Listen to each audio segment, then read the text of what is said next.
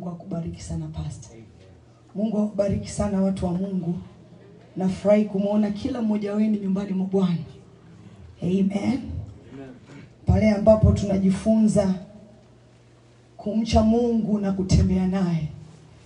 Lakini ana mema mengi ya kukuambia asubuhi ya leo. Ana mazuri mengi ya kukukumbusha. Hallelujah. Hallelujah. Hallelujah. Hallelujah. Wangapi wanajua ya kwamba ni Yesu alikuchagua, sio wewe ulimchagua? Ndio. Hallelujah. Hallelujah. Hallelujah. Wangapi wanajua ya kwamba anasema sio ninyi mlionichagua, bali mimi naliwachagua ninyi. Hallelujah. Glory to Jesus. Glory to God.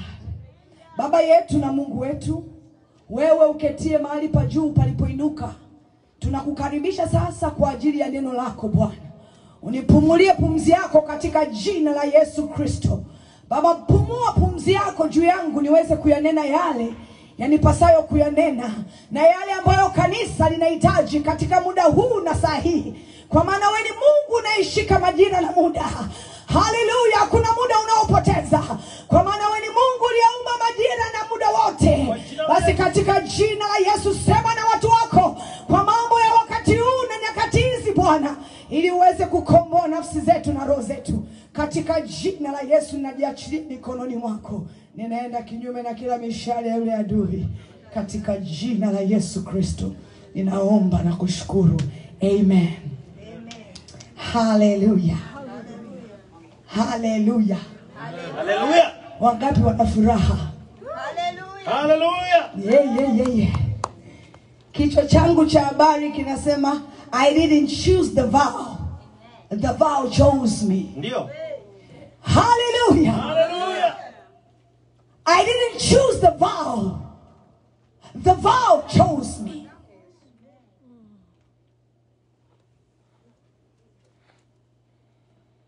Unapokuwa hukuichagua nadhiri, nadhiri ilikuchagua wewe.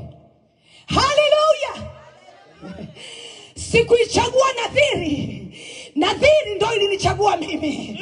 Na kwa sababu nadhiri ilinichagua mimi, ninaitwa mnadhiri wa Bwana. Hallelujah. Biblia inasema ya kwamba malaika akamtokea mamake Samsoni, akamwambia kwamba najua ya kwamba uko tasa, lakini utapokea mimba, utapata mtoto wa kiume, na yule mtoto wa kiume atakuwa mnadhiri wa Bwana. Samsoni hakuchagua kuwa mnadhiri wa Bwana, lakini nadhiri ilikwenda ikamchagua Samsoni. Hallelujah. Glory to God. Napenda nikisema hallelujah na nyinyi muitike. Yaani napenda kuengage na naongea nao. Glory to God. Kwa hiyo I didn't choose the vow.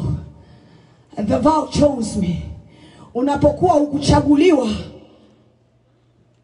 na nadhiri, ila nadhiri ilikuchagua wewe.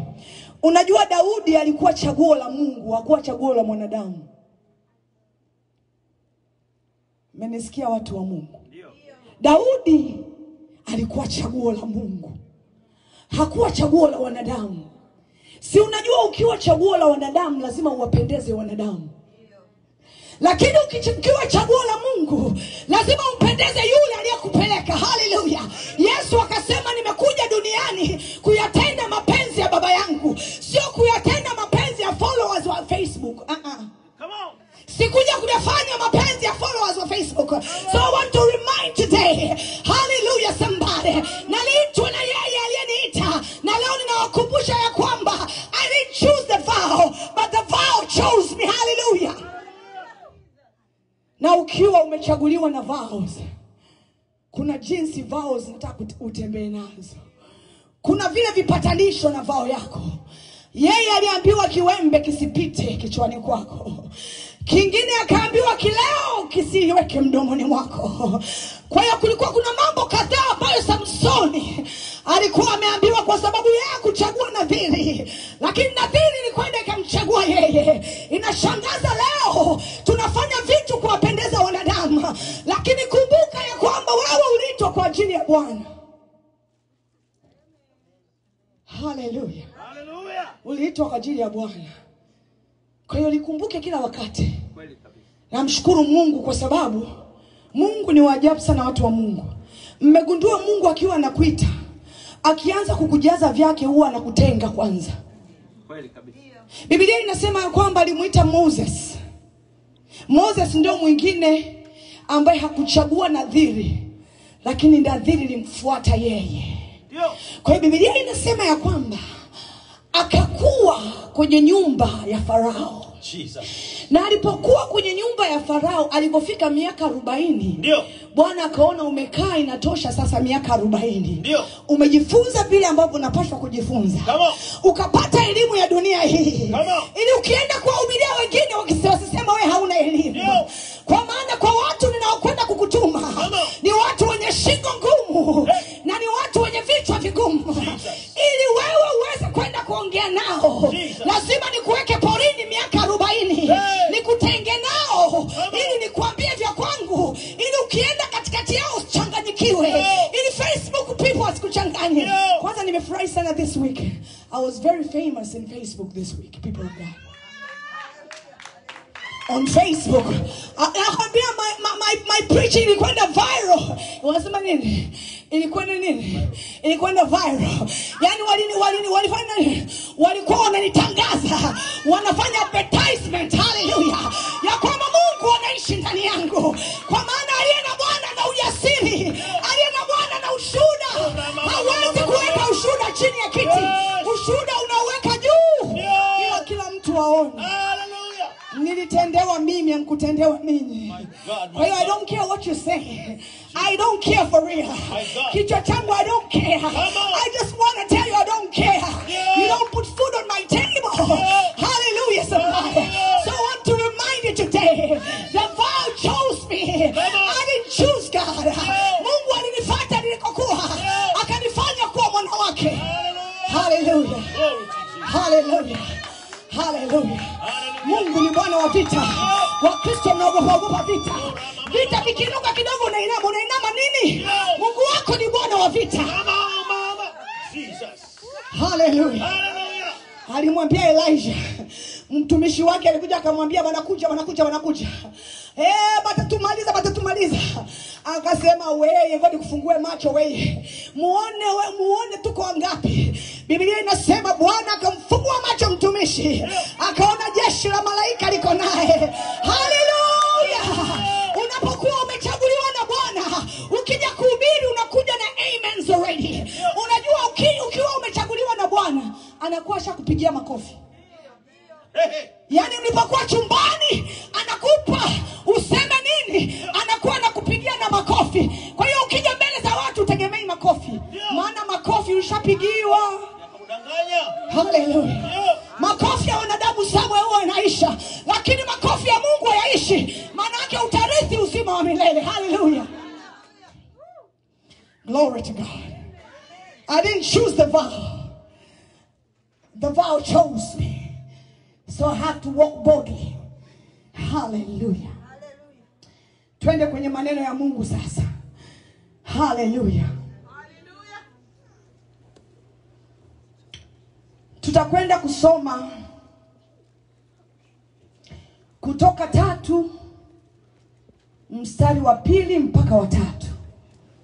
Hallelujah. It's good to know Jesus. I say it's good to know Jesus. Nasema ni vizuri wewe binafsi umjue Bwana. Sio majirani zako, sio wanaokushangilia. Wewe peke yako umjue Bwana. Kwa hiyo Biblia yangu inaniambia kwamba alimweka Moses, alimweka kando kwa miaka 40 ili aweze kumfundisha sauti yake. Alafu Biblia yangu inaniambia Mama Helene alimweka Joseph miaka 13 ili aweze kumfunza sauti yake. Alafu ukienda kwenye kitabu cha Kutoka inasema alimfundisha Joshua kwa miaka 40 akamtenga ili kumfundisha sauti yake. Sauti ya Mungu haufundishwi na watu wa Facebook. Sauti ya Mungu nafundishwa na Bwana. Mimi siwafuati ninyi. Ninyi ndio mnanifuata mimi. Kwa hiyo lazima mripoti kila Jumapili. Tuacheni ujinga wana wa Mungu. Lazima tujue ya kwamba shetani, moja ya karama ambayo Bwana ametupa ni kupambanua roho. Kwa nini alipeana? kazi ya kupambanua roho ni pale ambapo giza na nuru vinatembea pamoja. Alafu huwezi kujua nuru ni ipi na giza ni ipi. Biblia inasema katika kitabu cha Ayubu. Biblia inasema katika kitabu cha Ayubu, wana wa Mungu walipokuwa wamekwenda kujirepresent mbele za Mungu, shetani naye alikuwa katikati yao. Haleluya, alikwenda pamoja naye. Kwa hiyo usiniambie kwamba katikati yetu hakuna shetani, yupo. Usiniambie kwamba kuna watumishi waliokuwa ni wachawi, wapo. Lakini Bwana ana expose. Hallelujah. And I'm telling you, I don't fear no man, alabasaya.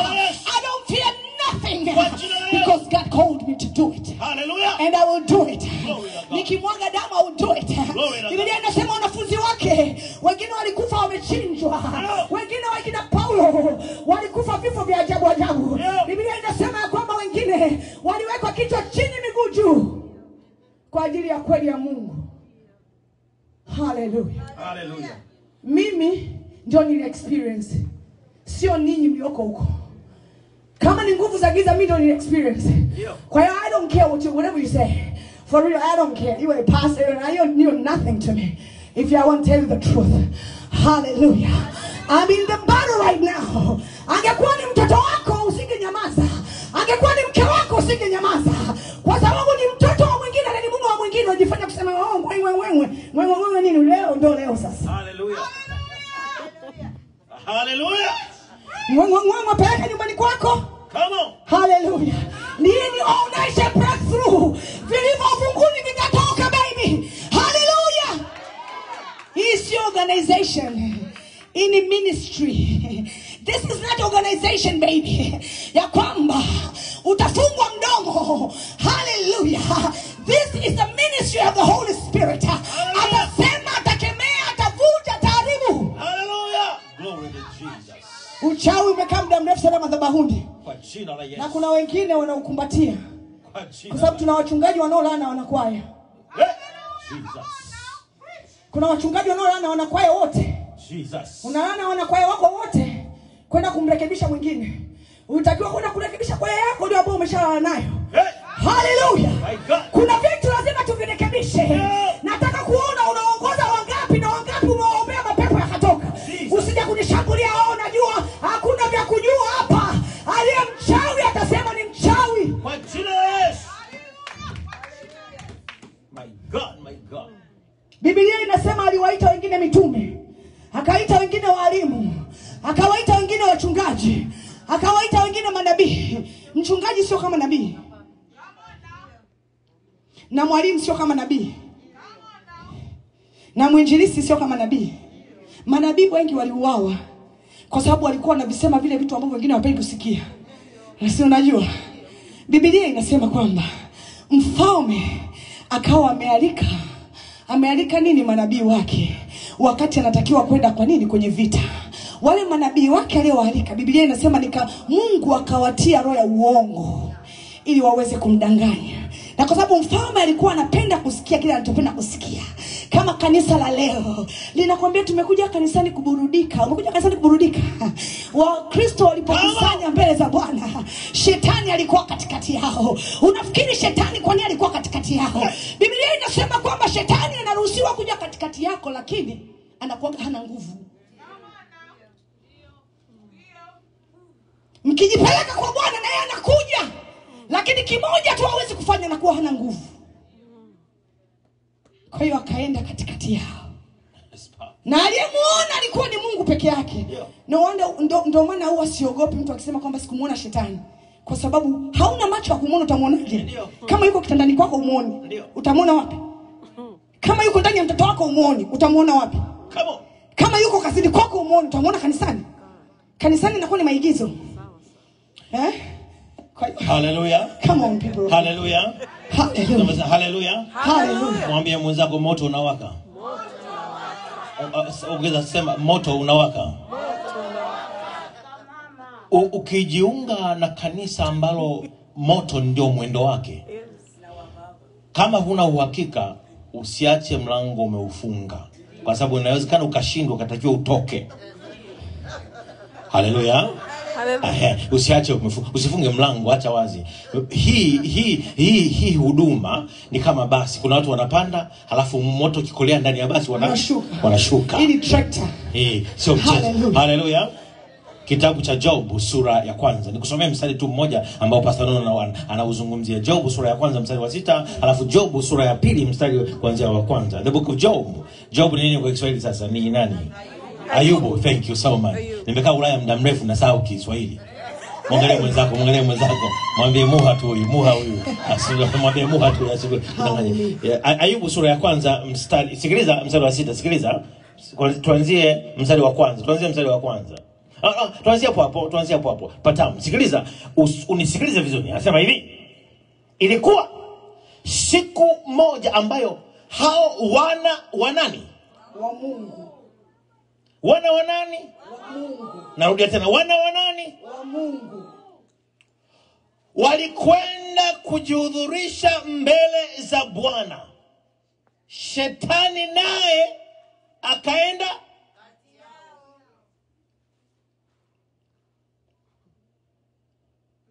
yani wana wa Mungu wamekwenda mbele za Bwana. Na shetani, namna ambavyo ukiwa hujui neno utadanganyika. Haogopagi shetani kwenda mbele za Bwana. Haogopagi presence ya Mungu. Haogopi. Anakwenda na wewe. Hata nguvu ya Mungu ishuke mpaka moto ndani ya kanisa, moto unatembea. Anakuweko. Haogopi kukaa. Kabisa. Mungu atusaidie sana. Haukuonaga vikundi vya makanisani vya maombi shetani anatokeaga mule? Vitu viwili vya kuviogopa kanisani ni wanakwaya na vikundi vya maombi. Mule ndo shetani anatokeaga mule. Endelea. Haleluya. Mstari unaofuatia. Next verse. Bwana akamuuliza shetani. Sasa si shetani alikuwa katikati ya wana wa Mungu, si ndio? Ndio. Kwa hiyo Mungu akamuona, lakini wana wa Mungu hawakumuona. Na mpaka akawa anaongea naye, lakini wana wa Mungu wala hawasikii conversation. Mnisikie vizuri. Hallelujah. Wakati mwingine shetani anaweza akawa katikati ya watoto wako, katikati ya familia yako, katikati ya kanisa lako, na Mungu akawa anamuona, lakini yeye amevaa vizuri sana kama ni miongoni mwenu. Yani amevaa vizuri sana, ananukia vizuri, kabeba Biblia. Unajua shetani anabebaga Biblia mama anasema naka perfume huwa anapaka kidogo. Haleluya. Mungu atusaidie. Kutokujua neno na kutokujua kazi na matendo ya Yesu vizuri, unaweza ukafika kadhani unayajua yote. Shetani amekaa katikati ya wana wa Mungu. Bwana akamuuliza, umetoka wapi wewe? Ndipo shetani akamjibu Bwana na kusema, natoka katikati kuzunguka duniani na katika kutembea huku na huko humo. Hii anajieleza kazi zake. Kila saa anazunguka huko. Biblia inasema mshtaki wako Ibilisi ndio kama simba aungurumaye. Kabisa. Huzunguka akitafuta nini? Mtu ammeze. Alikuwa akizunguka akitembea, anaangalia wale ambao ni wakwaki kama wanaendelea na kazi vizuri, anaangalia wale wanaomsumbua namna gani atawashughulikia. Twende sura ya pili. Let's go. Chapter number 2. Listen to chapter number 2. Sikiliza mstari wa sema hivi. Tena unaona alivyokuwa hana adabu. Tena tulikuwa na siku hao wana wa Mungu walipokwenda kujihudhurisha mbele za Bwana, shetani naye yumo tena. Si balaa jamani. Haleluya. Sasa ngoja nitaiachia hapa, mama ataendelea. Lakini unapotembea mbele na Mungu, unapokwenda mbele mbele za Bwana. Shetani huwa anatamani naye aende na wewe ili akuvuruge. Unapokuwa mbele za Bwana, usimsikilize Bwana. Unapokuwa mbele za Bwana, usimuelewe Bwana. Unapokuwa mbele za Bwana, tumbo linaanza kuuma. Unapokuwa mbele za Bwana, masikio yanasumbua. Ulikuwa nyumbani kichwa kiume, umeingia kanisani kichwa kinauma. Ulikuwa nyumbani tumbo haliumi, umeingia kanisani tumbo linauma. Ulikuwa nyumbani hakuna kinachokusumbua, umefika nyumbani unaanza kujisikia vingine, kwa sababu shetani amehudhuria. Mahali pengine pote ulikuwa upate usingizi, saa ya mahubiri ikifika usingizi. Mwangalie mwenzako mwambie usisinzie. Glory to God. Glory to the Most High God. Mungu anafurahia ndoa zinazotiana moyo. Hallelujah. Kwa hiyo shetani naye akaenda kati yao ili kujihudhurisha mbele za Bwana. Mstari unaofuata, Bwana akamuuliza shetani, umetoka wapi? Shetani akamjibu Bwana na kusema, natoka katikati kuzunguka duniani na katika kutembea huko na huko humo.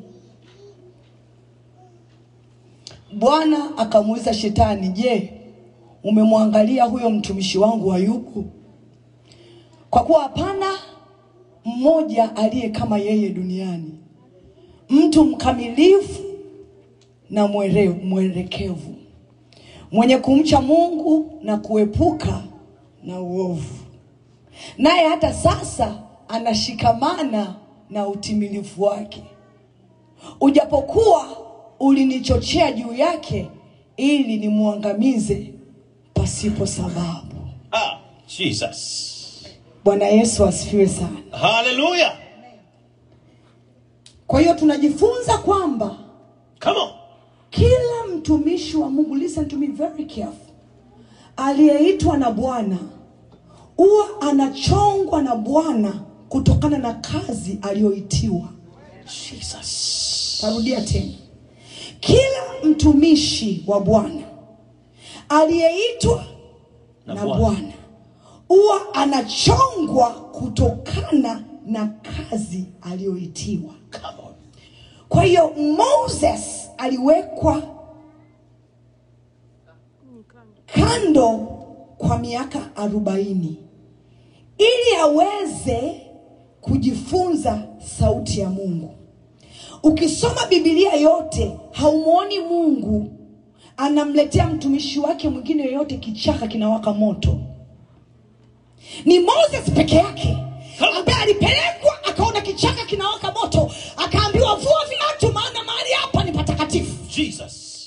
Hauoni mtumishi mwingine alipelekewa kichaka, kwa sababu kazi ya Moses ilikuwa ni kazi ngumu, alihitaji miujiza iliyo kikamilifu.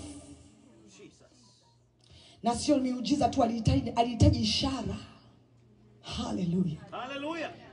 Kwa hiyo Biblia inasema ya kwamba akamwambia Moses aweke mkono kwenye koti lake. Kwanza kabla ya hapo, Biblia inasema alipoona kichaka kinawaka moto, ndani ya kichaka akaitwa jina. Alafu Biblia inasema akafanya nini? Akageuka. Kwa hiyo Mungu alikuwa anasubiri afanye nini? Ageuke. My God, my God. Wengi wetu sasa hivi tunaongea na Mungu hatujageuka. Hey. Kwa hiyo hasemi na sisi. Yesu. Hasemi na sisi kwa nini? Kwa sababu hujageuka. Yesu. Kugeuka maana yake umeacha njia zako mbaya, umegeuka, unamfuata. Hallelujah. Wakristo wengi hawajageuka. Wakristo wengi sio wanyenyekevu. Wako kwa ajili ya kushindana na kugombana. Swala ni kwamba uligeuka lini? Maisha ya uzinzi ni yale yale, ulevi ni ule ule, uongo ni ule ule, uzinzi ni ule ule. Mchungaji unakula washirika, washirika wanacheza na wewe. Uligeuka saa ngapi? My God, my God. Uligeuka saa ngapi? Jesus. Inatisha. Kwa hiyo Biblia inasema kila alicho nacho mchungaji ndio kinakwenda wapi? Kwa washirika.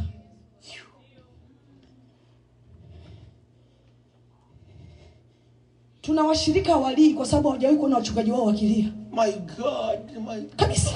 Ndio, rudia tena kama. Kuna washirika wakiomba hawalii. Kwa sababu wachungaji wao hawajawahi kuona wakilia. Ndio. Kuna wachungaji washirika wengine hawaneni kwa lugha. Ndio. Kwa sababu mchungaji ananenea kwa lugha chumbani.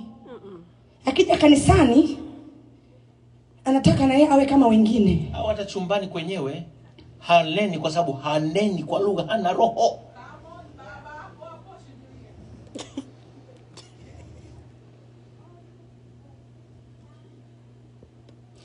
Kwa hiyo tunaishia kuona kunena kwa lugha ni uongo. Ndio. Sababu ya Mungu, nisikilize kwa makini sana. Sababu ya Mungu kukuweka pembeni na kukufundisha yeye ili uijue sauti yake. Ndio. Halafu akikutuma kwa watu usichanganyikiwe. Ndio. Come on. Sababu ya Mungu kumtoa Joseph kwenye nyumbani kwao tena kwa fitina, My God. ili aweze kuikomboa familia hiyo hiyo. Ndio. Jesus.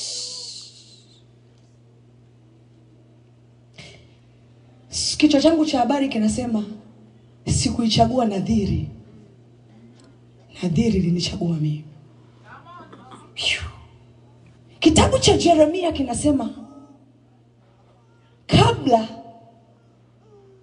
haukuwa kwenye tumbo la mama yako nalikujua, nalikuita, nalikutenga. Yani wewe sio kama wengine. Haleluya. Huwezi kuwa kama wengine. Siwezi kuhubiri injili ya wengine kwa sababu nimetengwa kwa ajili ya kile alichonitia Bwana. Come on. Jesus. Kwa hiyo I don't care what you say. Jesus. Sijali unaongea nini. Kile ambacho Bwana amenitia nitakihubiri, kwa sababu hatuwezi kuwa watu wote tunapika samaki kila siku. Watu watakufa.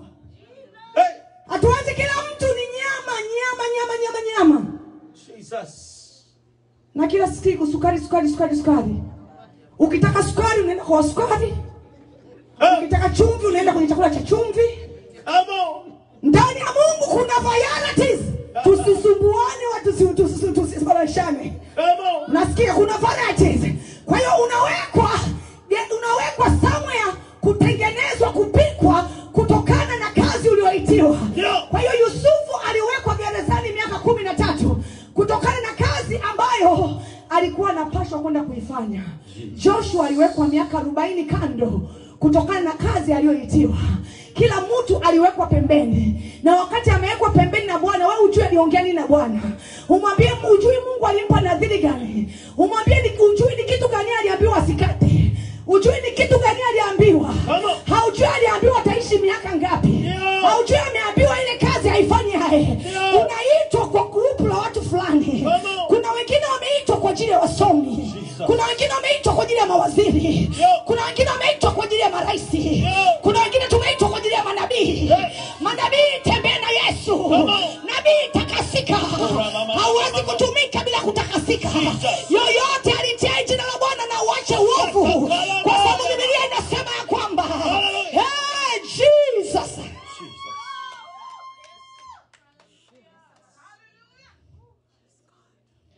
Huwezi kutembea na Mungu kama mwoga. Unaogopa nini? Utakufa tu siku moja.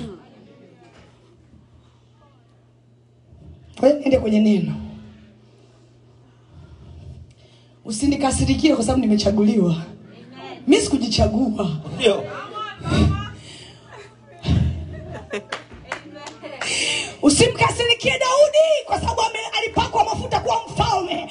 Hakujichagua. Bwana alimwambia Samueli, nenda porini ukampake mafuta. Kwanza alimwambia aende kwenye nyumba ya Yese. Alipofika pale akawa amechukua mafuta. Bwana akamwambia kwamba hakuna hata mmoja. Samueli akarudi.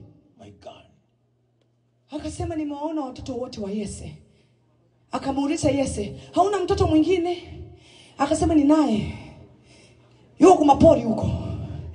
Wito alioitiwa mama ilibidi aende akapigane na simba. Nasikia mama. Bengine walikuwa mnaikana nyumbani wanakula ugali, lakini yeye wito alioipiwa ilibidi akakae porini aweze kufanya kupigana na simba. Haleluya. Ilibidi akae porini aweze kupigana na wanyama wakali. Ilibidi akae porini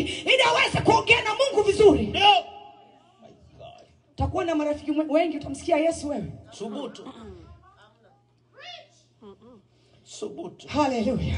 Jesus. Nataka niwafunulie siri ya Bwana leo. Kila aliyeitwa alitengwa. Na ulipotengwa kuna vitu uliambiwa. Ndio. Na mimi nilipotengwa wewe ukuweko. Kwa hiyo kwa ujui aliniambia nini? Ndio. Alinitoa hofu. Najua mama Helena alinitoaje hofu. Kwanza aliua mama.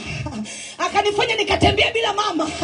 Kwa hiyo wale ambao wanaogopa kuhubiri injili kwa sababu ya mama zao, mimi alinitoa kwenye hilo grupu. Hallelujah somebody. Alafu nilipokuwa natembea na Bwana, akanijaza kwa Roho Mtakatifu. Alafu akasema nimekuita kuwa nabii wa mataifa. He shata mando kopa hasa maranda rabazinda rabaganda. Jesus. Alafu kabla sijajielewa akamchukua baba yangu. Nikabaki na tapatapa sasa. Akasema kuya hapa. Nataka nikufundishe sauti yangu. Ili ukienda kwa Wafilisti wasikubadilishe akili. Kwa sababu Wafilisti kazi yao ni kuua kile ambacho Mungu nimeweka ndani ya Israeli. Ndio maana Daudi akasema wewe nani yule anatukana watu wa Mungu? Mumulete hapa nani yule? Nani yule anawatukana watumishi wa Mungu? Hey, Jesus. Akawakuta Waisraeli wote wamejificha kwenye mapango. Wanamuogopa mtu huyu mmoja. Akasema ndugu, mbona yule Mungu alikuwa ananipa nguvu na chana dubu mimi? Mbona yule Mungu alikuwa ananipa nguvu na chana simba? Jeshi zima Mungu mnaogopa mtu mmoja. Watu wa Mungu ni waoga samende. Kidogo tu bashabinuka binuka. Kabisa. Shetani kifatwa watu wote chali. Hakuna vya uchali hapa. Hallelujah, hakuna vya uchali hapa. Hallelujah. Hakuna atakayeishiwa nguvu kwa jina la Yesu. Hakuna uchawi ndani ya Israeli. Hakuna uchawi ndani ya watoto wetu. Hakuna uchawi ndani ya nyumba zetu. Hallelujah. Vyote vilivyo ufunguni vitafunguliwa. Kwa jina la Yesu. Vitafunguliwa. Vitafunguliwa. Tena sio mbali mwaka huu vitafunguliwa. Asema Bwana vitafunguliwa. Hallelujah. Nasema asema Bwana vitafunguliwa. Hallelujah. Hata wale watumishi wanaokaa kwenye Facebook wanatukana watumishi wengine, ya kwako yatafunuliwa pia. Kwa maana kinywa cha Bwana kimenena. Hallelujah. Hallelujah. Mungu akushuka mwenyewe kwenda kumpaka Daudi mafuta. Alimtumia Samueli. Kwa hiyo ukimdharau Samueli, kazi unayo. Katika kuendelea, Samueli alikuwa tofauti sana. Lakini pia hawa watumishi ambao mama anawataja kutokana na wito walioitiwa walikuwa tofauti sana. Kabisa. Tulia usikilize. Na kila mmoja sawa sawa na alivyoitwa, muda wa mafunzo yake ulikuwa tofauti. Kabisa. Kabisa. Moses miaka mingapi? 40. Miaka mingapi? 40. Anachongwa kufundishwa miaka 40 ili aweze kuifanya kazi aliyoitiwa. Kazi ngumu sana, kuwaongoza waha. Miaka 40 Musa. Nataka kusema hivi. Shetani huwa siku zote anatafuta namna ya kukopi vitu vya Mungu, kuweza kuharibu vya Mungu. Kabisa. Kila anayeliitia jina la Bwana anapaswa aache uovu. Lakini sio kila anayeitia jina la Bwana anaacha uovu. Kabisa. Na sio kila anayejiita mchungaji ni mchungaji. Na sio kila anayejiita mtumishi ni mtumishi. Ukikosa roho ya kupambanua, ukikosa karama ya kupambanua roho, utafikiri kila anayejiita mtumishi ni mtumishi. Unaweza ukafika ukatetea watu, unadhani watumishi kumbe hamna kitu. Na sio tu hivi, siku hizi hela ina nguvu. Ukiwa mtumishi jengo lako huwezi kulilipa, sitakupa hela tu. Kesho unaniendea kinyume. Narudia tena, ukiwa maskini sina kutumia hela tu. Mtumishi wa Mungu na shida gani? Sijalipa renti miezi 3. Nitakutumia renti. Kesho umebadilisha injili. Kwambia.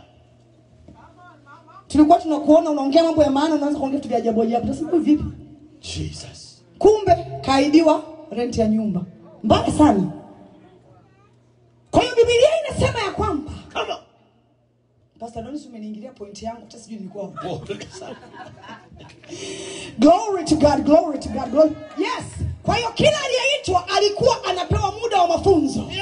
Kwa hiyo hata wale ambao wanaitwa kukaa mstari wa mbele hawana mafunzo kama wa mstari wa nyuma. Hapa Marekani tuna watu wanaitwa wale ambao wakipiga risasi huwa kukosi. Snipers. Snipers. My God. Wanaitwa snipers baby. Hao snipers wao wamisi kitu. Wamisiki kitu wanangu. Akipiga kitu hata kama uko bafuni umeinama kinapiga unaenda chini. Katika Bwana lazima kuwe na snipers. Hatuwezi kuwa kila siku ni wanajeshi wa nchi kavu tu. Hao wanajeshi wa nchi kavu kiwapea kwenye maji wote wanakufa. Hapana, tusifanye hivyo. Shetani anakaa angani, Jesus. Anakaa ardhini, anakaa baharini.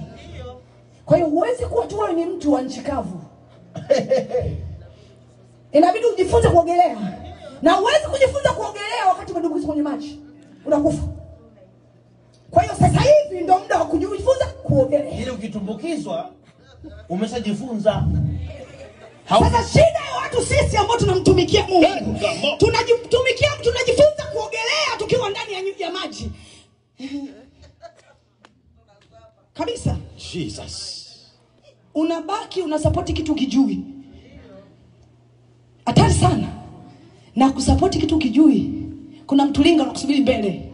Kukuonyesha kile ulichokuwa ukisupport kile kitakupiga ngwala, kila mtu atasema, "Ha." Kwa nini? Kwa sababu tunapenda mafundisho mepesi. Ndio. Hatutaki kutakasika. Jesus. Nataka niwe na mume wangu, lakini pia niwe na chovya pembeni. Hey. Jesus. Jesus. My God. Nataka niitwe mchungaji, lakini nimeshika kajuju. Hey. Jesus.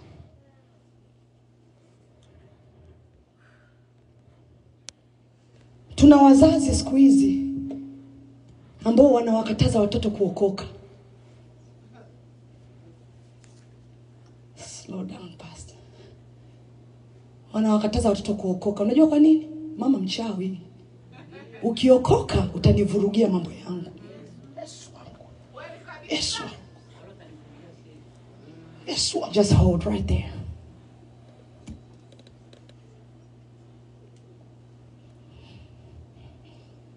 Hallelujah. Hallelujah. Tuna watumishi wa Mungu hawapendi manabii. Jesus.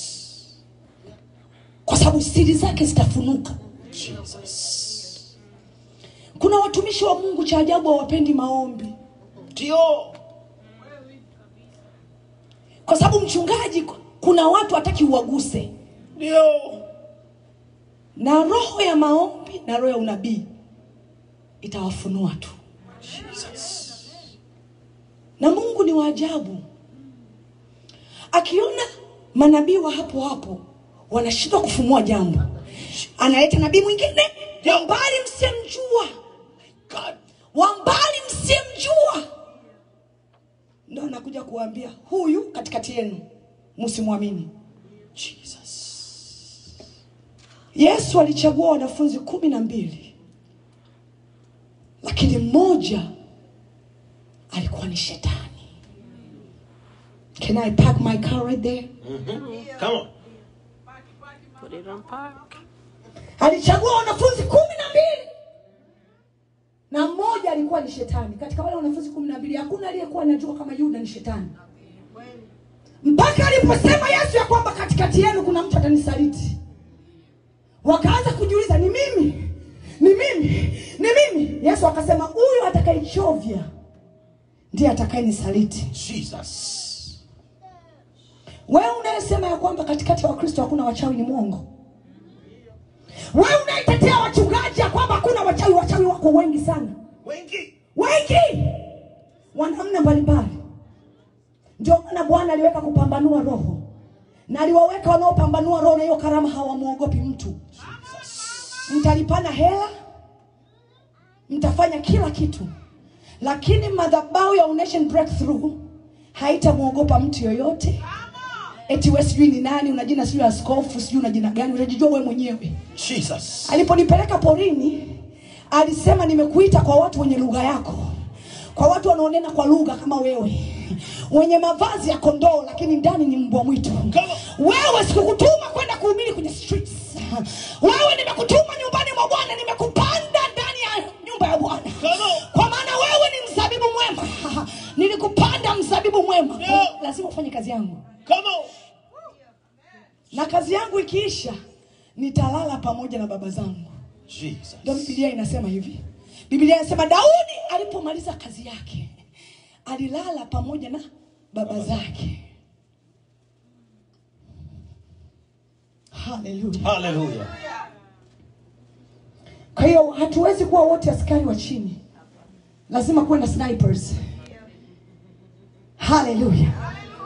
Tuendelee na somo la leo. Linasema kwamba I didn't choose the vow. The vow chose me. Sikujichagua kuja Columbus. Nilichaguliwa. Hallelujah. Nije kuland Columbus niseme holiness is the way to go to heaven. Hakuna atakayemwona Mungu bila utakatifu. Unaweza ukaokoka una jina kubwa, lakini kama hautajitakasa, mbingu ni historia. Jina lako linaweza likaandikwa kwenye Facebook, likaandikwa kwenye magazeti, likaandikwa fasi yote, lakini kama lijaandikwa katika kitabu cha uzima, ni bure. Jesus. Ni bure. Hallelujah. Hallelujah. Kwa hiyo Biblia inasema kwamba Kutoka 3:2-3. Hallelujah. Biblia inasema kwamba malaika wa Bwana akamtokea katika mwali wa moto uliotoka katikati ya kijiti. Akatazama na kumbe kile kijiti kilikuwa kinawaka moto. Nacho kijiti hakikuteketea. Musa akasema, nitageuka sasa. Kijiti kilikuwa kinawaka moto lakini akiishi. Musa akasema, nitageuka sasa. Niyaone maana haya ni makubwa, na sababu kijiti hiki hakiteketei. Kazi ya Musa alikuwa anaitiwa, alihitaji kuona kijiti hakiteketei. Kazi ya Musa alihitaji kukaa miaka 40 jangwani. Kazi ya Musa alihitaji kukaa kwenye nyumba ya Farao miaka 40. Kwa hiyo Musa alikuwa trained na Mungu kwa miaka 80. Lakini ukiangalia Musa alitumiwa na Mungu miaka 25 tu. Alitengenezwa na Mungu miaka 80. Alitumiwa na Mungu miaka 25 tu. Inakuonyesha kwamba Mungu anamtengeneza mtumishi wake miaka mingi zaidi ya miaka ya kumtumia. Kwa sababu Mungu hataki kiburi Bwana. Mungu hataki majivuno Bwana. Kwa hiyo wale wanaojivuna na waweka pembeni. Anawainua watu kama kina Nunu, hawana elimu, hawana nothing. Wewe unajiita mchungaji, sema kaa pembeni. Kwa maana wewe una hofu ya wanadamu. Nitawainua manabii wasiokuwa hofu na wanadamu. Wako tayari kumwaga damu. Shata bagala basata mandoko la bazanda makasia. Maisha yangu hayana faida bila Yesu. Maisha yangu hayana faida bila Yesu. Babangu na mamangu washakufa zamani. Kwanza nataka kwenda kuwaona mie. Kwa hiyo kuna kazi naifanya kama mwenda wazimu. I don't care unasema nini. Kwa sababu niliwekwa miaka mingi sana nikafundwa. Unaona wale wanawake wenye makabila tofauti, kabla mtoto wao hajaolewa, maenda kumfunda. Bana mfunda kupika. Bana mfunda vyote vya kitanda. Mtoto akienda kundoa, hamwaibishi mzazi. Na sisi tulifundwa katika Bwana. Tulifundwa katika Bwana. Tukafundwa katika Bwana. Tukafundwa katika Bwana. Akasema usipende pesa. Kwa maana pesa is the root of evil. When you love money, pastor, hawezi kuhubiri ukweli. Pesa inakutawala. Jina la Yesu.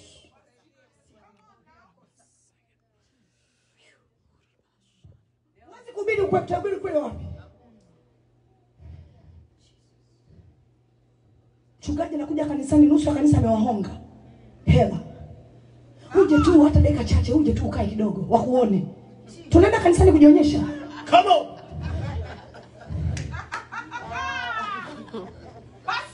Watu wako wewe, acha kanisa lile ukuye ukupige muziki wewe. Una nguvu ya Mungu. Come on. Mwenye nguvu ya Mungu. Roho anasema, Biblia inasema hivi, mkimnyanyua juu, roho wake atashuka, alafu atawavuta wengi kwake. Yeye atawavuta.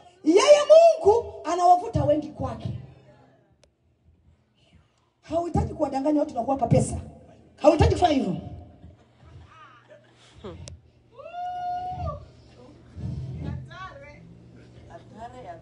Hallelujah. Hallelujah. Hallelujah. Hallelujah. Glory to God. Hallelujah. Kwa hiyo Mungu anakusubiri ugeuke. Mungu anakusubiri ugeuke. Hallelujah. Mungu anakusubiri ugeuke. Hallelujah. Acha kupigana vita usivyovijua. Mungu anakusubiri ugeuke. Acha kusema vitu usivyovijua. Mungu anakusubiri ugeuke. Usitafuta ufamous kwenye migongo ya watu. Mungu anakutafuta ugeuke. Hallelujah. Hallelujah. Glory to your name, Jesus. Kadabashana Masaya. Ikando kotsa kapakata. Rando robozina makaya. Nalikombolewa niseme kweli. Naliokolewa niseme kweli. Na kweli ndo itajaa kichwani mwangu. Anaweka chakula mezani kwangu. Anawalinda watoto wangu. Ananipa utajiri. Kwa maana mikononi mwake kuna utajiri. Anasema nawapenda wale wanipendao. Na wale wanitafutao kwa bidii. Nasema kwa bidii. Nasema kwa bidii. Wataniona. Utajiri hauko ndani ya watu. Utajiri uko ndani ya Mungu.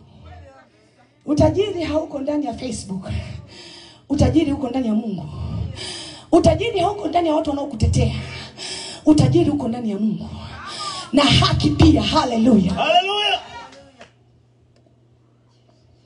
Hallelujah. Hallelujah. Glory to God. Nawaambia mambo mazito sana. Na kutia moyo wewe unayejiangalia na unajiona sio kitu. Unajua unayopitia kwa nini unayapitia? Mungu yuko na kujenga misuli yako. Unaweza kusema wote wamenikimbia, wameniacha. Walikuacha kwa makusudi ili Mungu akujenge. Come on. Ili wakirudi wasiku recognize. Unajua kama Yusufu alipokuwa prime minister, waziri mkuu, bandugu zake hawakumjuaga. Si unajua mama Helene? Hawakumjuaga. Utashindwa kumjua kaka yako wewe. Utashindwa kumjua dada yako wewe. Lakini Mungu anakutenga ili wasikujue. Mungu anakutenga kwa ajili ya utukufu wake. Ili ukitokea mbele zao, unajua kama your rejection is your platform, lakini you don't know. Your rejection will take you far more than what you think. Your rejection, I'm telling you, will create mazingira ambayo God will use you. Kwa sababu Mungu unajua anavitumia vilivyo vinyonge. Mungu anavitumia vitu ambavyo vinaona havijui. Hallelujah. Kubali kutumika na Mungu. Kuna siku moja nilikuwa naomba. Bwana akasema nitakutumia kama mwenda wazimu. Mwenda wazimu kabisa. Unaona wale wanaokianguka kipagana na mapepo hajijui. Basi Bwana akaniambia Roho Mungu atakuwa nakupaga namna ile. Utakuwa unasema vitu ukinyanyuka hivi ukumbuki. Watu wamekuchukia unawaambia bye. Kwa sababu Bwana anasema tumepoteza karama zetu kwa sababu ya watu wanaotuzunguka. Tumepoteza karama zetu kwa sababu ya wachungaji wasiojiamini. Tumepoteza karama zetu kwa sababu ya viministry vya ajabu ajabu. Vinavyokuambia unajua haiwezekani, hakuna kisichowezekana kwa Bwana. Bwana anaweza kukubadilisha wewe akakufanya anything anataka. Kwa sababu vao haikukuchagua wewe. Vao yenye wewe haukuchagua vao. Vao ilikuchagua wewe. Hallelujah. Hallelujah. Glory to God. Hallelujah. Yes, God. Twende kwenye kitabu cha Ayubu, tumeshakiongelea. Na kwa sababu tumekiongelea kitabu cha Ayubu. Hallelujah. Let's go to the book. Glory to God. Twende kwa Yona. Hallelujah. Hallelujah. Yona 1 mstari wa kwanza. Yona 1 mstari wa kwanza. Thank you Jesus. Jonah. Jonah. Not John. Yeah, Yona kwa Kiswahili. Jonah. Thank you Jesus.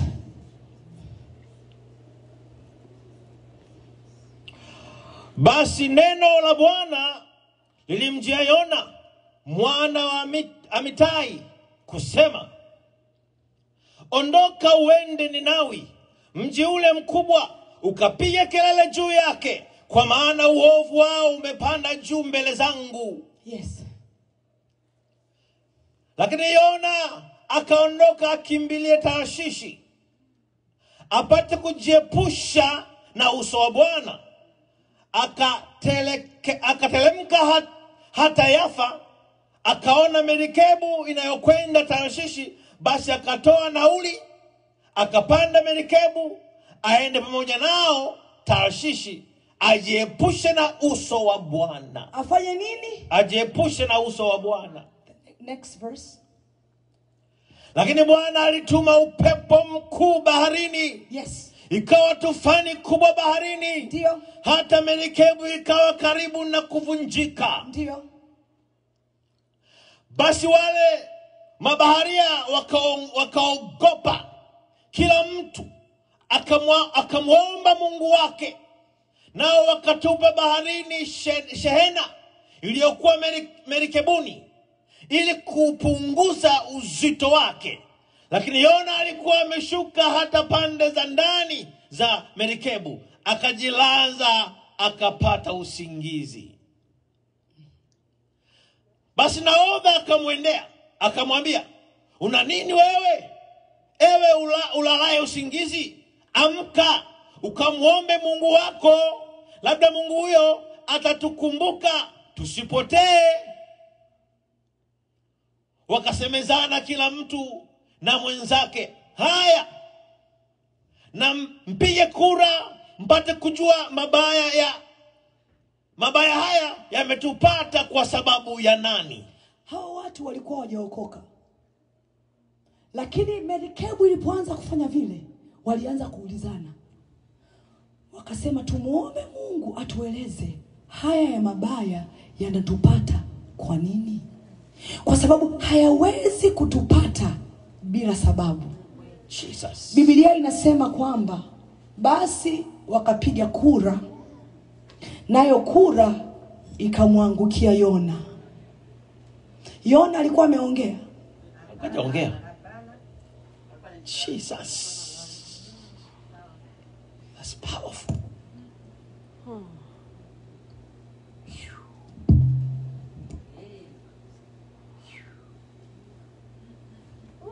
Yona alikuwa hajaongea. Lakini alikuwa amekaa na watu ambao mioyo yao inaweza kanusa kwamba haiwezekani haya mambo kwenda hivi kama katikati yetu.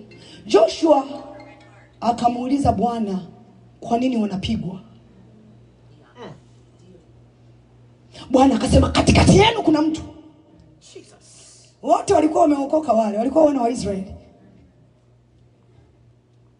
Bwana akasema, katikati yenu kuna nini? Ambaye ameficha kitu. Nisikilizeni kwa makini sana. Huyo mtu hakujitokeza. Joshua alimtafuta mpaka akampata. Akasema, mpigeni mawe mpaka afanye nini? Hivi nyinyi watu wa Mungu, mnafikiri mnawapenda wanadamu kupita Mungu? Wakapiga kura. Napenda msikilize kwa makini. Nayo kura ikamwangukia Yona. Mstari unaofuatia. Ndipo akamwambia, tafadhali utuambie wewe, ambaye mabaya haya yametupata kwa sababu yako. Jesus. Kazi yako ni kazi gani?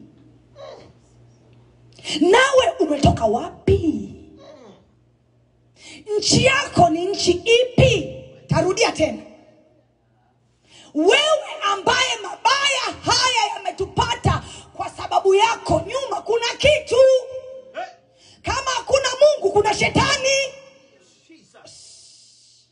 Biblia inasema wakamuuliza, cha kwanza, kazi yako ni kazi gani? Njoo kukuuliza umegusa nini wewe? Cha pili, umetoka wapi? Yesu alipokemea lile pepo aliliuliza, umetoka wapi? Mko wangapi? Nchi yako ni nchi ipi? Hawakuishia hapo. Makabila yetu yana mambo, makabila yetu Kuna vitu kwenye makabila wakamuuliza, na wewe mtu wa kabila gani? Haleluya. Ni vizuri usome neno, usibebwe na vitu usivyovielewa. Soma neno ulielewe, alafu soma neno ulipende. Biblia inasema itakuwa taa katika miguu yako. Kila ukikanyaga neno litakuwa linasema na wewe. Daudi akasema, nimeficha neno lako ndani yangu nisikutende dhambi. Mstari wa 9. Akawaambia, mimi ala mosekete la munde, ni mtu wa Mungu. Nataka mnisikilize, msilale, kusiwe na mtu ndani analala huko. Jesus. Yeye mwenyewe akajisema sasa. Akawaambia, mimi ni Mwebrania. Shetani anakutafuta kina nani? Si ni Waebrania? Ndio. Moses alikuwa ni Mwebrania. Waliambiwa kila mtoto wa Kiebrania wa kiume akizaliwa ua. Akiwa mwanamke usimue. Lakini akiwa mwanaume ua. Kwa sababu juu yao kuna upako. Juu yao kuna mafuta. Unajuaje kama una mafuta unapokuwa unachukiwa na wengi na hujawafanya chochote? Mafuta yanakutenga. Yanaonyesha kuna kitu ndani yako ambacho wengine hawana. Ndio maana wanahangaika. Mafuta yanakutenganisha wewe na wengine. My God, my God. Hallelujah. Kudanganya mtu, mafuta yanakutenganisha. Sio uzuri wa sura, sio uzuri wa mwili. Kama ingekuwa ni uzuri wa mwili wengi wangefuatwa. Lakini kwa sababu mafuta yanakutenganisha na wengine. Haleluya. Unaweza kuwa una mafuta na wengine hawana. Mtu atatoka kule akutukane wewe mwenye mafuta. Unasema nimefanya nini? Mafuta yako inaita. Haleluya. Unaweza kuwa hujui hata angle, hujui good morning, lakini ukipita sehemu mapepo yanaogopa. Kwa sababu anajua yule anayeongea na Bwana ameingia. Yule aliyepakwa mafuta Bwana ameingia. Yule mwenye macho ameingia. Anayepambanua roho ameingia. Kwa hiyo hapa lazima ni wadanganye watu wengine. Kwa maana huyo anayepambanua roho ni hatari sana huyo. Horabashando, rikababosa kayanda. Hey. Akasema, mimi ni Mwebrania. Nami namcha Mungu, namcha Bwana. Unamcha nani? Na mataifa yote walikuwa wanajua habari ya Waisraeli, kwamba Mungu wao anapiga. Mungu wao alikausha bahari ya Shamu. Mungu wao anapiga. Wakamwambia, wewe ni nani? Akasema, mimi ni Mwebrania. Nami namcha Bwana, Mungu wa mbinguni. Aliyeziumba mbingu na nchi. Ndiye Mungu ninayemwabudu. Aliziumba bahari na nchi kavu. Unajua kwa nini aliwaambia aliumba bahari na nchi kavu? Ndio anaitikisa bahari. Aliumba hii kitu. Kwa hiyo kwa sababu aliumba, ana uwezo wa kuitikisa. Haleluya. Kama vile ambavyo Bwana una uwezo wa kuitikisa Columbus na ataitikisa Columbus. Haleluya somebody. Hey, halabasia. Elabashanda. Kabasata bakumba. Haleluya. Akamwambia, aliziumba bahari na nchi kavu. Kwa hiyo hii hali unayoiona ni yeye aliumba nchi kavu na bahari. Tuendelee mstari wa 10. I feel drunk right now. Yani nafeel nimejazwa na roho. Nafeel kama nimekunywa. Hallelujah. Under the influence of the Spirit. How many of you knows when you are under the Holy Spirit, you don't fear nothing. You don't fear evil. Hallelujah. Yes, God. Ndipo watu wale wakaogopa mno. Wakamwambia, ni jambo gani hili ulilolitenda? Kwa maana watu wale walijua ya kuwa amekimbia, amejiepusha na uso wa Bwana, kwa sababu alikuwa amewajulisha. Mstari wa 11. Basi wakamwambia, tukutendee nini? Ili bahari itulie. Ili bahari itulie. Lazima jambo lifanyike ili bahari itulie. Mpende msipende itatulia. Nasema tupende tusipende itatulia. Nasema tupende tusipende itatulia. Na command tupende tusipende itatulia. Hallelujah. Basi wakamwambia, tukutendee nini? Wewe kubali tu kutendewa. Unafanya watu wanaangamia. Tukutendee nini? Ili bahari itulie. Kwa maana bahari ilikuwa inazidi kuchafuka. Anapozidi kukaa ndani ya ile meli, ile merikebu, bahari inazidi kuchafuka. Mstari unaofuata. Pastor Donnie, slow down. Slow down. Hallelujah. I'm telling you, calm down. Naye akamwambia, Help me, Jesus. Hallelujah. Jesus. Glory to Jesus. Jesus. Uh-huh. Naye akawaambia, nikamateni. Hii vitu wenyewe vinaongelewa hapa. Mimi mnitupe tu. Mnitupe tu ndani ya maji. Maana msiponitupa hii kitu haitatulia. Mnitupe baharini. Basi bahari itatulia. Kwa maana najua ya kuwa ni kwa ajili yangu tufani hii imewapata. Mstari wa 13. Hallelujah. I'm coming. I hear someone say, come on, I'm coming. Lakini wale watu wakavuta bakasia kwa nguvu. Kwa maana hiyo wakawa wanataka kumuokoa Yona. Yona aokolewi baby. Wakawa wanataka kumsaidia. Mnamsaidia, mnamjua nyinyi. Nakwambia hivi, Yona wakawa wanataka kumsaidia. Kwa hiyo walichofanya mama zangu na ndugu zangu, wakafanya meli iende haraka ili ifike haraka. Bwana akasema, nyie mmesahau kama mimi nimeumba bahari, nitatikisa hii kitu mpaka mtasikia habari yenu. Nitamtema tu huyo. Glory.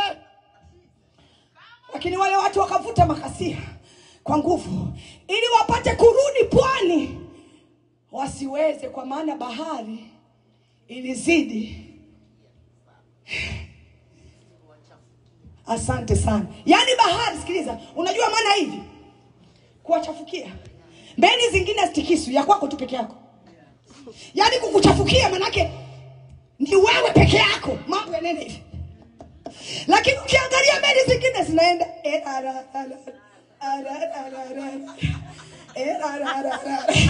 and I'm telling you, someone is come on now, sit down. Mandara bokora basara rioshaya. Hallelujah. Come on. Hallelujah. Jesus. My God. Hallelujah. Nimesema hallelujah. Ukiwa umechaguliwa na Mungu, Usifanye mchezo. hata ukijichanganya, Bwana akisema nimekuchagua, na kuambia kila anayetembea na wewe ukiacha Mungu anasikia moto wake. Okay. Pastor, don't go sit down. Have a seat. Pastor, don't be Jumapili ijayo. So have a seat down. Oh, have a seat. Hallelujah. Ningekuwa ni Brian Cohen. Brian Cohen anakuambia, hey, put your back down. Jesus. But I can tell you that. Last one. Hallelujah. Yes, come on. Last one. Hallelujah. Hallelujah. Nimesema hallelujah. Nisikie vigele. Yes, God. Hey, Jesus. Halabosai. Yaani huu ujumbe naona sio tu peke yangu, naona na wengine hapa. Namsikia mama pale nyuma. Tamani umpe kama mama yeye njoo uendelea. Come on. Hallelujah. Unajua mafunuo ya Bwana. Kama namuita tu mama yangu pale, naambia chukua microphone, anatwanga na. Kwa sababu Bwana hapa anaongea na vichwa vya kila mtu sasa. Roho Bwana ameshuka juu ya kila mmoja. Hallelujah. Sasa roho ya mafunuo. Meli ile merikebu haikuwa na problem kabla hajaingia Yona. Mpaka Yona alipoingia no problem ya kanza kwa. Basi akaikale sasa. Bado kamoja. Hey. Hallelujah. Kamoja. Nimesema hallelujah. Hallelujah. Ndio. Katika hili Yona alikuwa amechaguliwa na Mungu, amepewa kazi maalum. Ndio. Akaikimbia. Ndio. Kwa hiyo katika maisha yako kuna mambo kama merikebu, kuna mambo yakianza kutikisika na kuharibika. Chunguza walioambatana na wewe. Chunguza marafiki. Chunguza ni nani amepanda merikebu yako kituo cha mwisho mlipoondoka. Alafu namsikia Bwana anasema hivi, namsikia Bwana anasema hivi. Na wewe uliye ndani ya merikebu, baada ya kuchunguza, ukajua Yona ndio analeta shida. Hata ukiwaambia watu wa nchi kavu hawezi kuelewa. Ndio. Hata nikikueleza vipi meli yangu ikiwa na yumba, wewe uvijui wenyewe viko ndani mule. Ndio. Wewe utaniletea tu mafunuo ya nchi kavu. Unajua huku nchi kavu, mimi niko ndani ya maji sasa hivi nahitaji msaada. Uone huko ndani kuna nini wewe? Hakujui ndani huko Amerikebu kuna mtu. Ndio. Biblia inasema kwamba bahari ilizidi kuwachafukia. Mstari unaofuata, basi wakamlilia Bwana, wakasema, twakuomba Bwana, twakuomba tusiangamie kwa ajili ya uhai wa mtu huyu, wala usitupatilize kwa ajili ya damu isiyo na hatia, kwa maana wewe Bwana umefanya kama ulivyopenda. Basi wakamkamata Yona. Unajua kwa nini walimuomba Mungu rehema kwanza? Walijua ni mpakabaliwa mafuta wa Bwana. Wakristo wa siku hizi hawajui nani amepakwa mafuta nani hakupakwa. Tena ni shida, ni shida. Hawajui nani alipakwa, nani hakupakwa. Aliyepakwa hajapakwa. Na ambaye hajapakwa amepakwa. Basi sikizia mziki wake sasa. Urugu. Basi wakamkamata Yona wakamtupa baharini, nayo bahari ikaacha kuchafuka. Ndipo wale watu wakamwogopa Bwana mno, wakamtolea Bwana sadaka na kuweka nadhiri. My Jesus. Bwana akaweka tayari samaki mkubwa My God. ili ameze Yona. Kwa sababu Yona alikuwa anasababisha merikebu inatikisika. My God. Naye Yona akawa ndani ya tumbo la samaki yule muda wa siku 3 mchana na usiku. Katika maisha ya Yona kulikuwa hakuna negotiation. Hakuna kujadiliana. Kwa sababu nadhiri ilimchagua yeye, lakini yeye hakuichagua nadhiri. Kwa hiyo hata kama utaki, wewe ni mdhadhini wa Bwana na utafanya vyangu. Sasa wako walioitwa namna hiyo. Usipojijua kama umeitwa namna, unateseka duniani.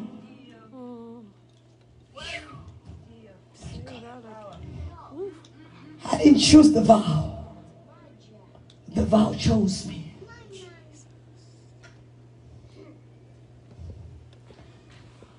Twende tusome Samueli wa kwanza. Karibia na maliza. Samueli wa kwanza mstari wa kwanza. Samueli wa kwanza mstari wa kwanza.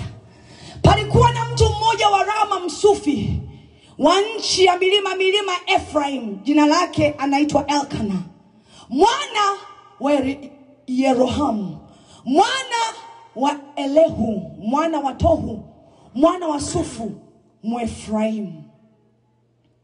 Naye alikuwa na wake wawili, jina lake mmoja akiitwa Hana na jina la pili aliitwa Penina.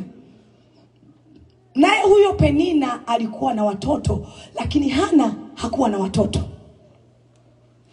Na mtu huyo alikuwa akikwea kutoka mjini kwake mwaka kwa mwaka ili kuabudu na kumtolea Bwana wa majeshi dhabihu katika Shilo. Na wale wana wawili wa Eli, Hofni na Finehasi, makuhani wa Bwana, walikuwa huko. Hata siku ile ilipofika, Elkana alipotoa dhabihu kumpa mkewe Penina sehemu, akawapa na watoto wake wote, waume kwa wake, sehemu zao. Lakini Hana hakumpa sehemu mara mbili, maana alimpenda Hana, ingawa Bwana alikuwa amemfunga tumbo. Ila mwenzake hakumchokoza sana. Humchokoza sana hata kumsikitisha, kwa sababu Bwana alikuwa amemfunga tumbo. Tena mumewe akafanya hivyo mwaka kwa mwaka. Hapo yule mwanamke alipokuwa kwenda nyumbani kwa Bwana, ndivyo yule alivyomchokoza. Basi kwa hiyo yeye akalia asile chakula. Elkana mumewe akamwambia, Hana, unalia nini? Kwani huli chakula? Kwa nini moyo wako una huzuni? Je, mimi si bora kwako kuliko watoto 10? Ndipo Hana akainuka walipokwisha kula na kunywa huko Shilo. Naye Eli kuhani alikuwa ameketi kitini pake penye mwimo wa hekalu la Bwana. Naye huyo mwanamke alikuwa na uchungu rohoni mwake. Akamwomba Bwana, akalia sana. Akaweka nadhiri akasema, Bwana wa majeshi, ikiwa wewe utaliangalia teso la mjakazi wako na kunikumbuka, wala usisahau mimi mjakazi wako, na kunipa mimi mjakazi wako mtoto mume, ndipo mimi nitakapompa Bwana huyo mtoto siku zote za maisha yake, wala wembe, haleluya, wala wembe, haleluya, hautamfikiria kichwani mwake. Ikawa hapo alipodumu kuomba mbele za Bwana, Eli akamwangalia kinywa chake. Basi Hana alikuwa akinena moyoni mwake. Midomo yake tu ilionekana kama ananena, sauti yake isisikiwe. Kwa hiyo Eli alimdhania kuwa amelewa. Ndipo Eli akamwambia, je, utakuwa mlevi hata lini? Achilia mbali divai yako. Hana akajibu akasema, hasha bwana wangu, mimi ni mwanamke mwenye roho ya huzuni. Mimi sikunywa divai wala kileo, ila nimemimina roho yangu mbele ya Bwana. Usimdhanie mjakazi wako kuwa ni mwanamke asiyefaa kitu, kwa kuwa katika wingi wa kuugua kwangu na kusikitika kwangu ndivyo nilivyonena hata sasa. Unaona hapo, hata mchungaji hakujua mshirika na shida gani. Alimdhania mengine. Hata Wakristo wanaweza wasijue unapitia nini, wakakudhania mengine. Lakini Bwana anayeangalia moyo anajua exactly unapitia nini. Muda umeenda sana, and I have more to say, but naomba nimalizie kwa kusema kwamba yule mwanamke aliyemzaa Samsoni, Biblia inasema ya kwamba alikuwa hazai. Malaika akamtokea. Malaika akamwambia kwamba cha kwanza utamzaa mtoto. Akamwambia, lakini kabla hujamzaa wewe mwenyewe kwanza acha kunywa pombe, acha kunywa kutumia kileo kikali, kwa maana unachokwenda kukibeba kitakwenda kwa kitakatifu. Alafu akamwambia, na mtoto utakayemzaa usimkate nywele, na mtoto utakayemzaa akampa vitu ambavyo yule mtoto anatakiwa awe.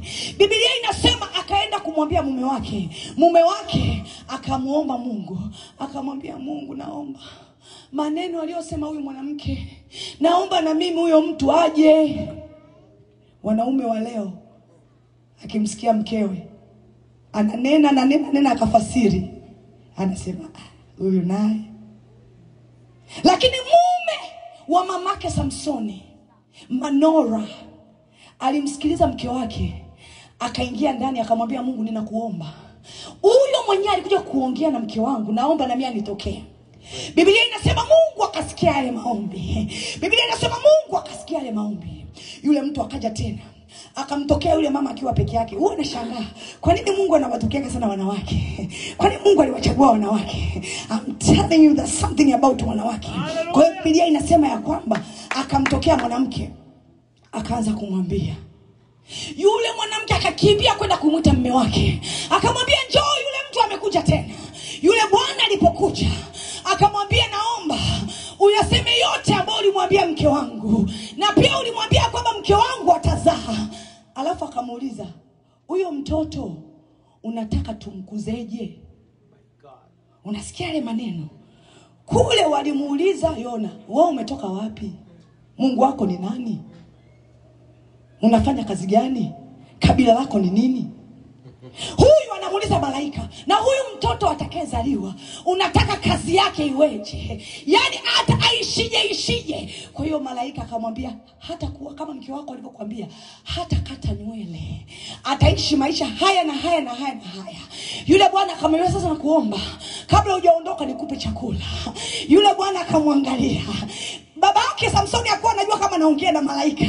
Yule malaika akamwangalia, akamwambia, mimi sili chakula. Lakini yule bwana akaenda kuandaa chakula, kwa maana alikuwa anaheshimu manabii, alikuwa anaheshimu watumishi wa Mungu. Hakusema ya kwamba anajifanya tu huyu kwamba mtazaa, mke wangu ni tasa. Aliliheshimu lile ambalo mtumishi wa Mungu alisema. Hakujua kama ni malaika. Kwa Biblia inasema alipokwenda kutengeneza chakula, alipomletea kula, wakiwa wanaangalia, waliona moto unalamba chakula, vupa, chakula kikaliwa, na yule malaika akajipotea. Be careful na criticize nani? Be careful. Be careful. Unamcriticize nani? Unaweza ukaonyesha ulimwengu unajua kucriticize. Ukimcriticize mtumishi wa Mungu, Mungu atakucriticize hadharani. Si unajua watu hatupendi vitu vya nuruni. Ukinisengenya unanisengenya chini ya uvungu. Yaani ya chini ya uvungu Mungu anakuja kuweka juu. Kwa nini? Kwa sababu do not touch my anointing. And do not harm my prophets. Kuniambia mimi nisiseme nilichokiona kwa Bwana. Unanipa uoga. Unaniambia utanihamu. Hallelujah. Hallelujah. Pastor ananiambia nifundishe, lakini hii nayo ni fundisho. Hallelujah. Hallelujah. Kwa hiyo Biblia inasema yule mama akapata mtoto wa kiume. Sitaendelea kwa sababu niliyosema mwanzoni mtayasahau. Hallelujah. Lakini nataka nikutie moyo, hukujichagua. Na kazi uliyopewa, hakuna mwingine anajua uzito wa kazi kama wewe mwenyewe. Nasema hivi, kazi uliyopewa hata mume wako anaweza sijue. Na mume wako anaweza kuwa ndani, wewe umsaidie kiimani. Kweli kabisa. Nasema kwa ujasiri. Kweli kabisa. Hata watoto wako hawajui. Kama vile ambapo mama alivyozaa watoto akapata uchungu, unafikiri jirani yako atajua ulipata uchungu kiasi gani? Si nivunwa tu. Kweli. Kesho Jeni njoni, mtoto wako kama anaitwa Jeni, wao wanajua tu kutuma. Niletee ile bakuli. Niletee ile sufuria. Niletee ule ugali. Unajua tumbo lilobeba hiyo mimba litesekae. Mungu atusaidie watumishi wa Mungu. Mungu atusaidie watu wa Mungu. Tuwe waangalifu maneno tunasema. Kwa nini? Kwa sababu kila kitu kitalipa duniani before you die. Vinapofanywa nuruni na vinapofanywa juu. Labda kama Mungu tunayemwabudu sio huyu, lakini kama Mungu unayemuita ni huyu anayetikisa bahari, lazima kutikisie bahari yako tu, ili uweze kumuita na kumuogopa. Hallelujah. Glory to God. Can you stand up? Hallelujah. Glory to God. Asante Yesu. Asante mwana wa Mungu. Pokea sifa na utukufu. Mwenye nguvu na mamlaka mbinguni na duniani. Katika jina la Yesu Kristo. Nyosha mikono yako juu, anza kumuita Yesu sasa. Katika jina la Yesu Kristo. Mwite kwenye bahari ya watoto wako. Mwite nyumbani kwako, mwite kazini kwako.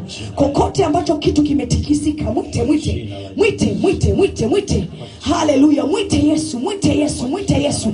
Maana naitika kwa jina la Yesu. Kwa damu ya mwana kondoo. Maneno yako yanasema ya kwamba wewe ndio ulituchagua, hatukukuchagua. Ulituchagua ili tuweze kukuzalia matunda. Katika jina la Yesu Kristo wa Nazareti, tunajisogeza mbele zako Mwokozi, kwa damu ya mwana kondoo. Tuoshe na kututakasa kwa damu yako, tuumbie moyo safi. Katika jina la Yesu tuvute karibu na wewe, maana wewe ni kimbilio letu na uzima wetu. Kwa jina la Yesu, kwa damu ya Yesu, kwa damu ya mwana kondoo. Kwa jina la Yesu, kwa damu ya mwana kondoo. Mwite Yesu. Hallelujah. Yes. Hallelujah. Yes God. Hallelujah. Tunakuita Baba, tunakuita Mwokozi. Tunakuita kwa watoto wetu, tunakuita kwa waume zetu. Tunakuita kwa jina la Yesu. Tujaze kwa roho wako. Hallelujah. Fungua macho yetu ya rohoni. Hallelujah. Fungua macho ya rohoni. Fungua midomo yako mtakatifu. Fungua midomo. Mwite, mwite, mwite, mwite. Mwite Yesu, anaitika. Mwite Yesu, ana nguvu. Mwite Yesu mtakatifu, mwite. Hallelujah. Lamb of God, Lamb of God, Lamb of God. Ora basharaba. Yera rabarabo serebendiasa. Yera rabokora basaka rabokoshe. Hira rabakumba rabarabasia. Jesus karabosha. Lebra katabaka sandoro bore mandereba. Randa rabakata rabasikari oshanda. Mando korabazaka baha. Malabande lebeke raboko samaya. Rabbe shete rabagada basia. Hallelujah. Lamb of God, Lamb of God. Lamb of God, hallelujah. Worthy is your name, Jesus. Worthy is your name. Come on, come on.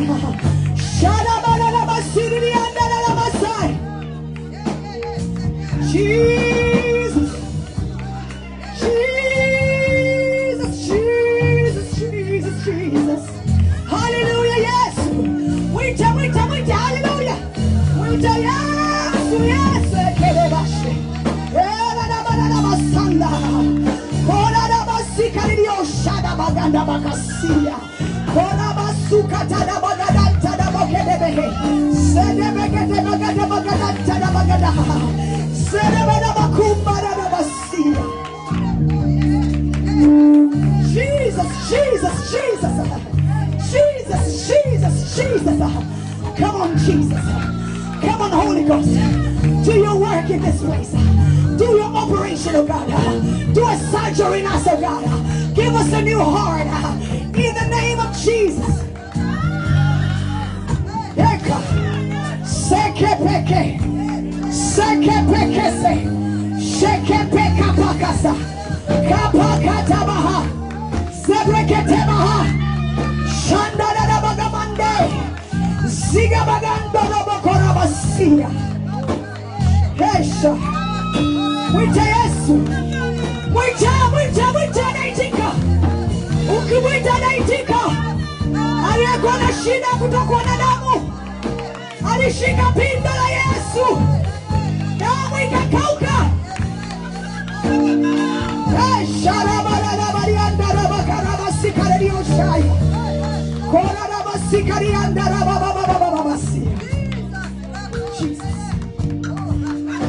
Jesus. Karabashanda. Tender in Jesus. Tender in Jesus. Tender in Jesus. Tender in Jesus. Tender in Jesus. Tender in Jesus. Tender in Jesus. Tender in Jesus. Tender in Jesus. Tender in Jesus. Tender in Jesus. Tender. Hey. Hey. Mokorobore mandara basina maganda. Hey, Shataya. Kora basikari andara basula mayanda. Hila basikiri andara basoya. Yes, God. Yes, God. Yes, God. Yes, God. Yes, God. Dear one. Dear one. Dear one. Dear one. Tender new Jesus. Hela bosha. Kora basia. Kora basa. Mwenye kiu na aje anywe. Mwenye kiu na aje anywe. Mwenye kiu na aje anywe. Apate uzima. Sheteke sekarabosa. Hallelujah. Ndio Bwana. Ndio Bwana. Ni sawa kabisa. Tumekuja nyumbani mwa Bwana, kila mtu awe huru. Anayeanguka, anayelia, anayebubujika, anayetapika, anayefunguliwa uchungu, anayefunguliwa kukataliwa. Mwite Yesu. Mwite Yesu, anasikia. Mwite Yesu, mwite Yesu. Halabasa. Mwite Yesu, mwite Yesu. Mwite Yesu, mwite Yesu. Mwite Yesu, mwite Yesu. Shatabaya. Eketerebehe. Mwite Yesu mande bekete baha. Sherebere bosai. Yekete rebehe. Mwite Yesu karabasha. Mwite Yesu mandara bokosa. Yekerebere munde. Mwite Yesu rabashata. Mwite Yesu mando korabaseke. Mwite Yesu rabashando. Heshata bakasia. Roho Mtakatifu wa Bwana mvae sasa. Mvae shando korabasinda. Heshebera bababasia. Receive the power of the Holy Ghost. Sherebera bababasia. Hesharabasa. Mwite Yesu. Mwite Yesu. Mwite Yesu anasikia. Yeshata. Mwite Yesu anasikia. Sharabore mambara kumbaraba. Zerebere mandara bakutini bagara basia. Kelebere boserebere baha. Sherebere andere bekora basikara boho. Yerebere andara bokora basanta na basia. Yesu mwana. Nasikia maombi. Nasikia maombi. Nasikia maombi. Nasikia maombi. Nasikia. Orabasha. Yekotorobo sikayabo shanda. Yekoranda rabazando korina yanda. Seketi kandara bokoramantaya. Sutaramande rebosai. Nasikia maombi. Namsikia Bwana anasema nasikia maombi. Ninasikia maombi. Na nimeyasikia maombi yako. Nitajibu kwa moto. Nitajibu kwa moto Rasha. Nitajibu kwa moto. Nitajibu kwa moto karabashana. Yekorobosia. Rabababasia. Yekaraboshana. Oh yes God. Yekorabasaya. Yes God. Esta karaboshata. Yerebelebe korabakaraba. Namsikia Bwana anasema nasikia maombi. Namsikia Bwana anasema nasikia maombi. Heshata, hekabasha, hekamote kese. Nasikia maombi. Nasikia maombi shata rabosa. Ina rabosa karabakasaya. Yekorobore na yanda rabasia. Yekotabagarabashe. Nasikia maombi sharabasia. Nasikia maombi. Nasikia maombi sharabalala basaya. Hima shata. Hima ndarabasika rarioshaya. Nasikia maombi. Nasikia maombi. Nimesikia. Nimesikia. Nimesikia. Nimesikia maombi sharabosa. Yekerebalala basaya. Ndio maana nimekujaza kwa roho wangu. Ndio maana nimekujaza kwa roho wangu. Wewe wangu. Shata yando kosakaya. Rikabakata bakasia. Yerebeshe. Yekereberebosa. Nasikia maombi. Sherebosa kaya. Horikata yasa. Korabasika rabokosai. Mirabokondo robosi. Oriakanamasi. Koroshi.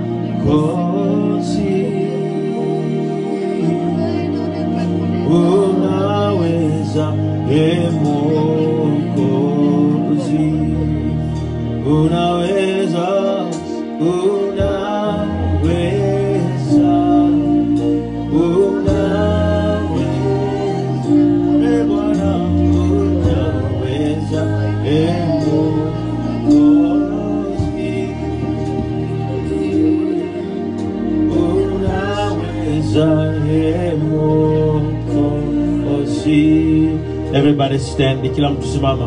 Unajali, unajali,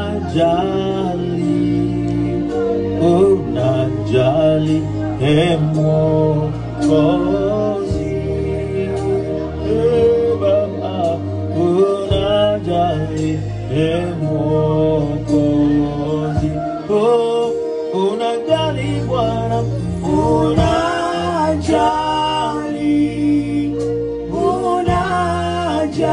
unajali, unajali, Mwokozi.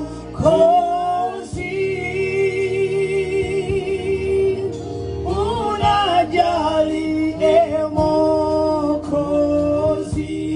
Baba wa mbinguni, hakuna kama wewe.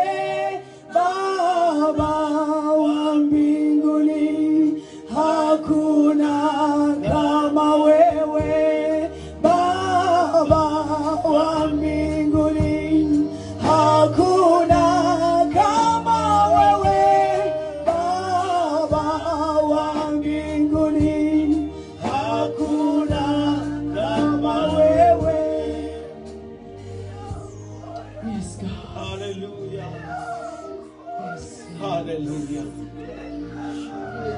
Haleluya. Haleluya. Inua mikono juu, inua mikono juu. Na wewe unaitufuata Facebook, kama uko nyumbani mwako, uko chumbani kwako, umebarikiwa na uwepo wa Mungu na neno la leo, unaguswa hapo ulipo, hebu inua mikono juu hapo ulipo wewe kwenye Facebook.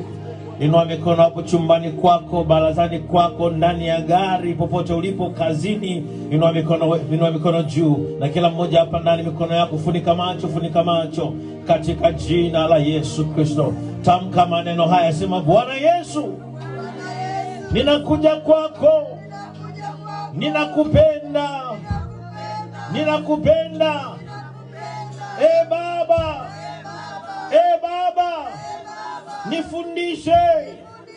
nifundishe kabla ya kunitumia. Nifundishe kabla ya kunipa kazi. Nisikuaibishe, nisifanye madudu.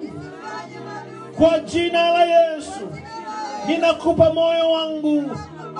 Ninaomba leo uanze kunifundisha, uanze kuniandaa, uanze kunifundisha, uanze kuniandaa kwa kazi ulioniitia duniani. Uanze kuniandaa, uanze kunifundisha kwa ajili ya kusudi langu duniani. Katika jina la Yesu ninaomba utawale maisha yangu. Ninaomba utawale maisha yangu. Tawala moyo wangu, tawala akili yangu. Nilinde na watu, nilinde na marafiki. Chukua moyo wangu, utawale katika jina la Yesu. Leo kwa sauti, leo ninaanza na wewe tena. Nifundishe, ninaingia chuoni kwako. Uniandae kwa ajili ya kusudi lako duniani kwa ajili yangu. Ni kwa jina la Baba na la Mwana na la Roho Mtakatifu ninaomba na kuamini. Amen. Mungu wetu mwema, katika jina la Yesu Kristo ninakushukuru sana, mfalme usiyeshindwa na jambo. Asante kwa kuwa umetenda. Asante kwa kuwa umezungumza nasi leo. Asante kwa kuwa umemtumia mtumishi wako kusema nasi. Asante kutukumbusha Jehova, katika jina la Yesu, ya kuwa sisi uliotuchagua sio sisi tuliokuchagua wewe. Ninaomba maneno haya yakarudie ndani ya vichwa vyetu katika jina la Yesu. Walinda watu wako, watunza watu wako. Tunawafunika na damu ya Yesu katika jina la Yesu. Tunawabariki kwa jina la Yesu. Baba, pokea utukufu wote. Tembea na watu wako, walinde tangu leo, walinde siku ya kesho Jumatatu, walinde wiki nzima katika jina la Yesu. Tunawafunika na damu ya Yesu. Tunajifunika na sisi na damu ya Yesu. Ukatulinde, ukawalinde, ukatembee nasi, ukatembee nao kwa jina la Yesu. Linda watoto wetu. Tunawafunika watoto wetu na damu ya Yesu. Damu ya Yesu, ukatulinde Bwana kwa utukufu wako. Tunakupenda, tunakushukuru. Ni katika jina la Yesu Kristo tunaomba na kuamini. Na kila mmoja kwa sauti sema haleluya. Sema haleluya. Hebu mpigie makofi Yesu, mpigie makofi Yesu na vigelegele kidogo, na vigelegele. Pigie Yesu makofi na vigelegele. Haleluya. Ukiwa bado umesimama, nataka kukushukuru sana kwa kuweza kuwepo nyumbani mwa Bwana leo. Ningekuwa na muda ningeweza kuwauliza wawili au watatu kati yenu, ni mambo gani leo yalikutokea kukupinga usije kanisani? Ni vitu gani vilitokea jana kukufanya ushindwe kuja kanisani leo? Nitasikia watu wanasema vitu mbalimbali. lakini bado umejikaza, umeweza kuja nyumbani mwa Bwana. Mungu akubariki sana. Tunamshukuru Mungu sana kwa ajili yako, na tunasema asante. Na kwa wale wote waliojiunga na sisi Facebook live, Mungu awabariki sana. Tunamshukuru Mungu sana kwa ajili yenu, na hata kwa sadaka zenu mnamtolea Mungu sana. Watu wa Mungu Facebook, mnamtolea Mungu sana katika madhabahu hii. Tunawashukuru sana, tunawapenda, na Mungu awabariki. Asanteni sana kila mmoja wenu kwa ajili ya ibada ya leo. Tunawatakia siku njema, muende na amani ya Bwana.